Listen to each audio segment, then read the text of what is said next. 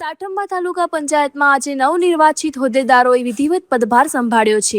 તાલુકા પંચાયતના પ્રમુખ મનહરસિંહ સોલંકી, ઉપપ્રમુખ પિનલબેન પટેલ અને અન્ય હોદ્દેદારોએ શાસ્ત્રોક્ત પૂજાવિધિ અને શ્રીફળ વધેરી શુભ મુહૂર્તમાં કાર્યાલયમાં પ્રવેશ કર્યો હતો.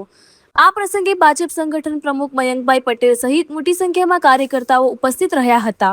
વડાપ્રધાન નરેન્દ્ર મોદીની અપીલને આવકારી હોદ્દેદારોનું નોટબુક અર્પણ કરીને સ્વાગત અને અભિનંદન કરવામાં આવ્યા હતા. હવે સાંભળીએ તાલુકા પંચાયત પ્રમુખ મનહરસિંહ સોલંકીએ શું કહ્યું. રિપોર્ટર જગદીશ પ્રજાપતિ. મારું નામ મનહરસિંહ નટવરસિંહ સોલંકી. હું સાઠંબા તાલુકા પંચાયત પ્રમુખ.